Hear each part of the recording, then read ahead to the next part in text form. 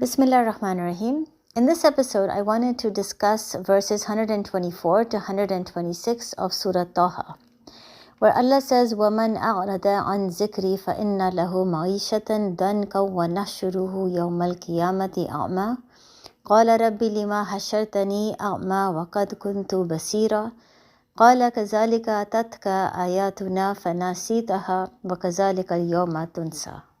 In these verses, Allah is saying, whoever turns away from my remembrance, indeed he will have a depressed life, and we will gather him on the day of resurrection blind. And on that day he will say, my Lord, why have you raised me blind while I was once seeing? And Allah will say, thus did our signs come to you, and you forgot them, and thus will you this day be forgotten. Now, first of all, we have to understand, what does Allah mean when He refers to His remembrance? In other words, His zikr.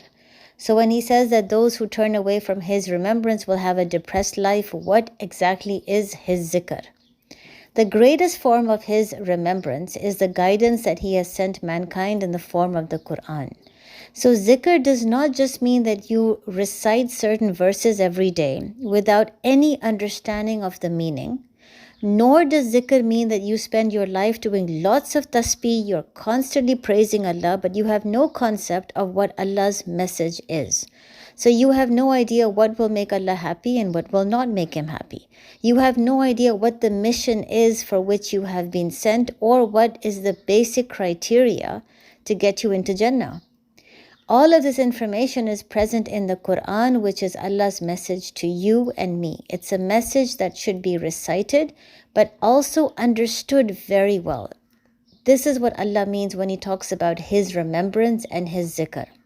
So those who turn away from understanding the Quran, they will have a depressed life. Now, secondly, we have to understand, why is it that those who turn away from Allah's message will have a depressed life? This has been discussed at length in the previous episode when I mentioned the exhausting and depressing race for dunya that we all become a part of. Ever since we're children, we are taught to focus on grades, exams, profession, career. We are rewarded for getting good grades, but not for doing our 5-time prayers. If we get the highest marks in our tests, we are praised by family and friends. But if we love to study the Quran, or if we love to talk about Islam, we are called rigid, we are called extremist, or even Maulvis. So as a result, we start chasing dunya, because that's what we have been taught to do ever since we were kids. And eventually we realize that no matter how much we have, it's just never enough. And in fact, the more we run after this world, the more exhausted, depressed, and empty we feel on the inside, as if there's something missing. We start to ask this question that this cannot be the purpose of my life. There has to be something else. So we feel this void on the inside because we are neglecting the needs of the ruh that is inside of us, a ruh that wants to connect with the Almighty. Thirdly, if you look at these verses, it's very interesting how Allah mentions raising such people blind and not deaf. So He doesn't mention that they will be raised deaf. He mentions that they will be raised blind.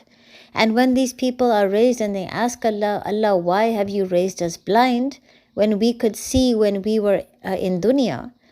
Allah will respond by saying, this is how you forgot my signs, so today I will forget you. So it's interesting why Allah doesn't talk about them being deaf. And the answer to that is, it's not that such people never heard the message. In fact, Allah ensures that every human being will be given the opportunity to be able to hear the message. In the same way, these kinds of people also heard the message. They might even have heard the entire Tafseer. They might have heard thousands of lectures from scholars on Instagram and YouTube. The problem is, when they saw dunya and its glamour, they deliberately pushed aside Allah's message. So the problem is not that they did not hear the message. The problem is that when they would see dunya and the glitter, glamour, fame, wealth, all of the material aspects of this world, they would choose to deliberately push aside the Quran. So they would choose to ignore 5-time prayers. They were too scared to talk about Islam in public. They didn't care about halal and haram because all they wanted to focus on was chasing dunya. They could see Allah's signs in the form of people doing good deeds. They could see many people doing good deeds, but they chose to look the other way. They could see people rushing towards Allah, but they chose to turn a blind eye. They could see women wearing hijab, but they chose to ignore the guilt they were feeling in their hearts. So they will be raised blind on the day of judgment, and Allah will forget them on that day as they forgot Him while they were in dunya. This is what these verses mean. So please in the comment section, tell me what this means to you and how can you relate to it. Assalamu alaikum.